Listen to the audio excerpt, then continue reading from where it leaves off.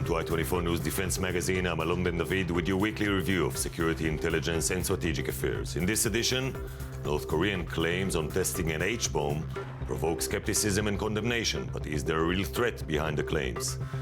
And while the lone wolf intifada continues, many Israeli citizens wish to take an active role in ensuring their own safety. Let's begin. U.S. forces in South Korea were put on their highest level of alert on Monday in case of any provocation from the north following North Korea's nuclear test last week. Before we delve into the North Korean nuclear threat, here's a recap of the latest. The first H-bomb test was successfully conducted at 10 a.m. on January 6, 2016. We will not give up a nuclear program as long as the United States maintains its stance of aggression. The official announcement that last week North Korea's military successfully detonated a hydrogen bomb brought crowds into the streets to celebrate. The UN Security Council immediately announced it will consider further measures against North Korea following the test. The Council, which includes China, Russia, and the United States, together condemned the test as a clear violation of past resolutions and of the non-proliferation regime. 4 have been passed since 2006 without much effect. The North Korean H-bomb might present the world with a new threat, but the U.S. government and weapons experts rejected Pyongyang's claim that the explosion was actually a hydrogen bomb. The initial analysis that's been conducted of the events that were reported overnight is not consistent with North Korean claims of a successful hydrogen bomb test. There's nothing that's occurred in the last 24 hours that has caused the United States government to change our assessment of North Korea's technical and military capabilities. Regardless of what type of bomb it actually was, the U.S. reacted with a show of force. B-52 bomber capable of carrying nuclear weapons, flanked by 2 fighter planes, roamed the skies of its ally South Korea on Sunday, only 100 kilometers south of the North Korean border. The United States and China have both dangled the prospect of better relations with North Korea, including the lifting of sanctions if the reclusive country gives up its nuclear weapons. The North Korean test, hydrogen bomb or not, shows that the United States, as well as China and North Korea's other neighbors, are failing in their attempts to restrain the regime and its ruler, Kim Jong-un, while the state continues on a path to becoming a strategic threat to the U.S. and its allies. And we are joined now from Seoul by Jean Lee, former Associated Press Pyongyang Bureau Chief. Thank you for joining us, Ms. Lee. Thank you for having me. What have we learned since the North Korean statement about testing a thermonuclear device? Was it indeed a hydrogen bomb? Well, there hasn't been any conclusion about whether it actually was a hydrogen bomb. Certainly, experts are checking samples. They did send planes. The U.S. sent a fighter jet to collect samples. And I believe I've heard reports that there were people on top of the U.S. Embassy here in Seoul collecting samples as well. So they're certainly collecting samples in Japan and Russia and China to test the radioactivity, to try to determine whether or not it was a hydrogen bomb. The early indications are that it probably wasn't. There is quite a lot of skepticism. It's quite difficult to make a hydrogen bomb. And the early results are coming back that it most likely was not a hydrogen bomb. Well, you know, not all hydrogen bombs are purely hydrogen. Could it have been a hybrid device, half fusion, half fission? Precisely, and I think that the important thing to remember here is that what this does tell us is that they are on their way to building a hydrogen bomb, or that is their ambition. So one of the things that these tests do is really give us an indication of where they're headed, what their ambitions are, and how far along they are. So certainly we can be sure that the next time they do test a hydrogen bomb, it will be a better and probably more sophisticated device. But what is the North Korean rationale? I mean, the regime seemed to have established its immunity, so why do they need the extra defiance? This is something that has really been the hallmark of Kim Jong-un's leadership. As you know, he took power after his father, Kim Jong-il, died in December 2011. And I was in Pyongyang throughout the period when he was being groomed to succeed his father. And during this time, the North Koreans were going to special study sessions to learn about this man who would eventually become their leader. And one of the things that they were told was this young man is a very modern military strategist, that he is going to use new techniques to defend the country. And what we've seen is that he has taken the nuclear bomb, the nuclear weapons, as his trademark. The North Koreans will say that they need these weapons to defend against the United States. The United States has 28,500 troops stationed in South Korea. This is a vestige of the Korean War. And I do always have to remind people that the war has never technically ended. It ended, the fighting ended in 1953 with an armistice, but they never signed a peace treaty. So the Korean Peninsula remains in a technical state of war. You're the only Western journalist posted in Pyongyang. How do Kim's subjects look at matters? This is a very bold strategy on the part of Kim Jong-un. What he's trying to do here is to build pride and unity among the North Korean people. They know that they don't have a lot. Their country suffers from chronic food shortages, chronic shortages of electricity. One of the things that countries like this do to bring the people together is to claim that they have to fight an outside force. So these nuclear weapons are the one thing that they're extremely proud of. This is something that they know will make the entire world sit up and pay attention. And this is something that they know will bring the United States to the negotiating table. So this is something that the North Koreans would tell me all the time, that they're extremely proud that they have nuclear weapons, that a small country like North Korea can make the world stand up at attention. And frankly, they're proud to be known for their bad behavior. They are perfectly happy being defiant in this position of defiance. Well, surely they know that would bring more sanctions and would make them even poorer and hungrier than they already are. Certainly from our perspective, there is a gap in logic. From our point of view, we may say, well, if you didn't carry out these kinds of provocations, there wouldn't be so many sanctions placed upon you. However, the regime uses the sanctions as a tool to turn the people against the United States. For example, they will blame the United States and for the sanctions and say this is why we need nuclear weapons. So certainly there's a gap in logic, and that has to do with the fact that the North Korean people simply do not get the whole picture. The regime has quite a grip on information inside North Korea, and so the North Koreans are told this is yet another hostile policy carried out by the Americans. Well, since Obama took office, his administration adopted a soft approach, a patience policy towards North Korea. Can we now declare it a failure? So this policy of strategic patience is a holdover from the previous administration.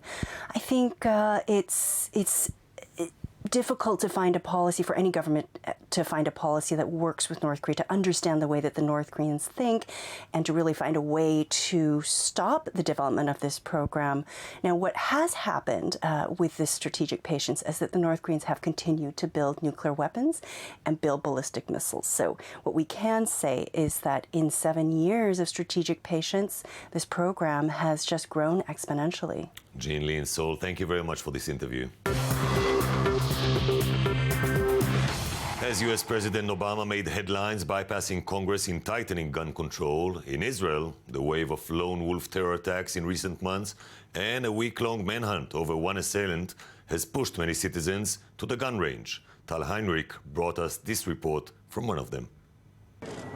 Some people feel extremely insecure holding a weapon or even just being around it. But for many in Israel these days who feel a personal weapon does bring them much needed security, this shooting academy in Herzliya offers professional training. We offer all kind of like a workshop that we invite here, or we go to the client house and we train them on what they need to be aware of, what they need to find, what they need to search for, how they need to react or to walk around in the daily routine. We are an academy that trains security guards for all types of work, that at the end of their training, they will find themselves in the field in order to protect all of the civilians and all of the facilities that are required from them. According to the Israeli military, the recent series of attacks targeting Israelis includes 100 stabbings, 38 shootings, and 22 car rammings. All this has meant Israelis are eager to learn how to defend themselves. We evidence a lot of people that carry weapon before and had license start to come and practice. This is because they feel the need to walk around armed, something that they haven't done until today. Sometimes the pistol is in the bolt or in the safe in their house. But as of today, reality, unfortunately, they find themselves want to carry a weapon. While it's being hotly debated in Israel, in Washington, the divisive issue of gun control shot to the forefront again in a nation where some 30,000 people die from gun violence every year. This week, it was a tearful announcement of executive action to reduce gun violence from President Barack Obama. Every time I think about those kids, it gets me mad. Two countries and two fierce debates over how to ensure self-defense and protect innocent lives. And joining us now in the studio is Ben Hartman, Police and Crime Affairs correspondent of Jerusalem Post. Thank you very much for joining us. Is the fact that the terrorist from Tel Aviv was able to go freely for a week considered a failure in the eyes of the police?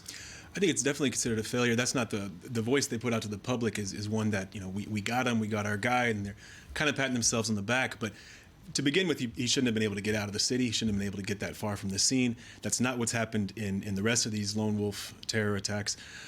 But most glaringly is the fact that he was apparently in his home village, kind of hiding in plain sight the whole time. And what that would indicate, I think somebody looking from the outside, is that the Shin Bet, the internal security agency, doesn't have the same type of intelligence apparatus inside of Israel as it does in the West Bank.